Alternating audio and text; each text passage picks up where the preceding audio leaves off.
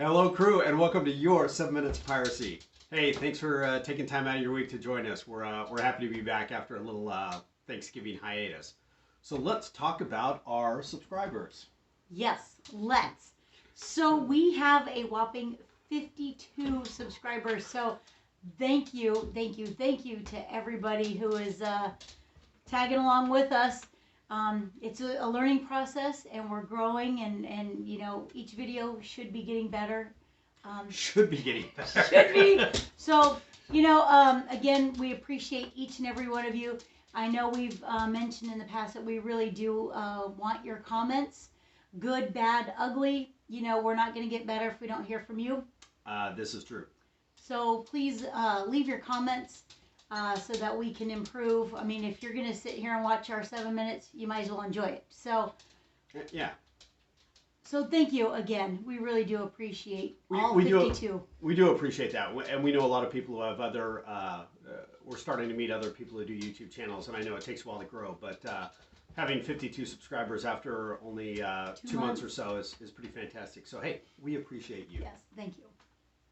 So we're going to do two things. Oh, hi, Nova. Thanks for joining us today. Hey, we're going to do two things this week. We're going to talk about kind of a long pirate factoid about women on pirate ships and trade ships, and then we're going to do the drink of the week, brought to you by guest pirate Margaret, who's actually transforming into no longer guest pirate Margaret, but I'm permanent Margaret. Regular segment Margaret. So anyway, let's talk about. Oh, hi. Well, this is and here's Pirate Nova. This is guest pirate dog Nova. So let's talk about women on pirate ships. So I'm writing a part in the book where I need to have a woman on the pirate ship, whether it's a wife or a girlfriend is kind of undecided at this point. And I started doing some research about women being on pirate ships and how common it was. I know the superstition is that women weren't allowed to be on pirate ships. They were bad luck. It would anger the sea. It would distract the crew. So I started reading about it, doing research to see how factual that was, and although that may be the perception, it was actually not the reality back in the day. So I was just reading an article back in the 1800s. There was a town called Seaport, and they did a census. They considered it a small town. They didn't say how many people were in the town, but they said out of all the ships that went out for the fishing, whaling, whatever they were doing at the time, 36 of the wives went with their husbands to be on the ship during the season. So if you're talking about a small town and you've got 36 wives out there sailing with their husbands in the crew, that seems to me like a pretty big number. It was also believed that wives on the ship were, having the wives on the ship meant better treatment for the whole crew because, you know, everybody knows the wife kind of runs the roost. And if, you know, the husband or the captain's being a jerk, she can kind of say, hey, you know what, knock it off. So they also served as teachers, librarians, the nurse, the cook. They did the laundry. And in times of need, they also were able to navigate the ship. So they were kind of all-purpose. Absolutely. They, from what I've been reading, they had an option when they went on the ship to either become part of the crew, help out the crew, or pursue their own pursuits. So some of the women came on board and just spent the time in the captain's quarters. They would read, they would write, they would do their sewing, they would do the embroidery. A lot of them, as these captains traveled around the world, places to places, there were a lot of women at the time who were very much into botany. They were collecting plants and clippings of different species from around the world and transporting those into the garden back home. So. And if your captain's traveling all around the world, this is a great hobby to have because you're going to see a little bit of everything. That's pretty cool. Pretty cool. Okay, let's talk about your drink of the week. Drink of the week is a Pina Cloda, one of my personal favorites. The term Pina Cloda is actually Spanish for strained pineapple, so you know right away what you're going to get. First invented, used, mixed by pirate captain Roberto Cafesi.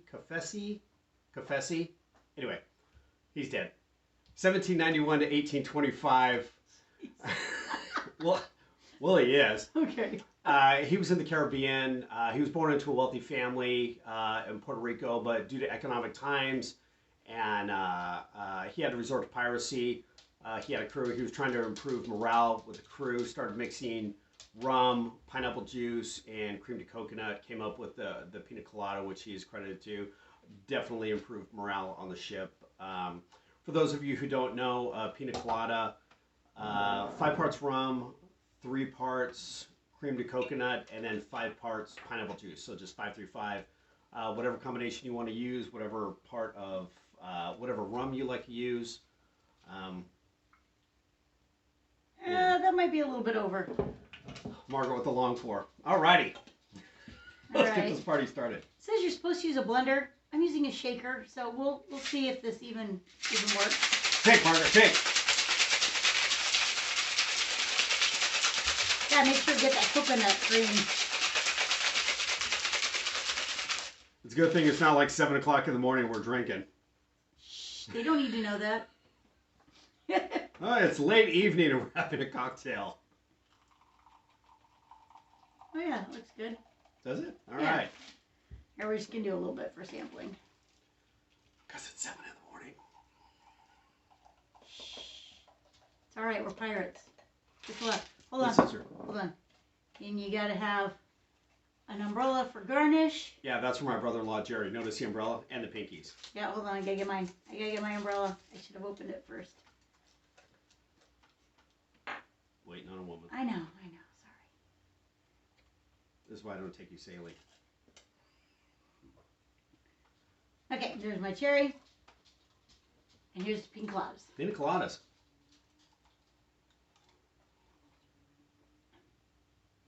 That's really good. Oh, that's really good.